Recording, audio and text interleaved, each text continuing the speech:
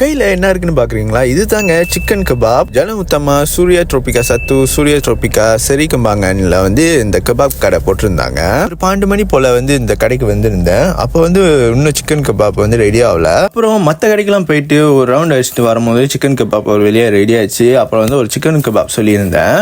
ஒரு chicken kebab 5 உள்ளி. ஆனால் அந்த அவர் பிடிச்சிருக்காரு அந்த கையளவுக்கு தான் அந்த கபாப்பே இருக்கும்.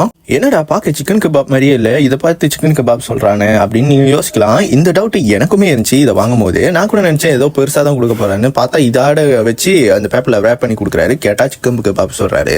இது 5 உள்ளியாங்க. சரி, கபாப் தான் பார்க்க ஒரு மாதிரி இருக்கு, சாப்பிட்டு பார்த்தா சூப்பரா இருக்கும்னு நினைச்சேன். அதே மாதிரி சாப்பிட்டோம் பார்த்தேன். உள்ளுக்கு ஓபன் பண்ணி பார்த்தா இந்த மாதிரி இருந்துச்சு. சரி, சாப்பிட்டு பார்த்தா நல்லா இருக்கும்ட்டு சாப்பிட்டு பார்த்தேன். நினைச்ச அளவுக்கோ இல்ல ரொம்ப நல்லா இருக்கும் இல்ல அட்லீஸ்ட் சாப்பிடலாம்ப்பா அந்த அளவுக்கு கூட இல்லை, ரொம்பவே தெருவாக தான் இருந்துச்சு. இப்போ இதை சாப்பிட்டு அப்படியே போயிட்டு நான் உங்களை அடுத்த வீடியோவில் சந்திக்கிறேன். வரட்டா.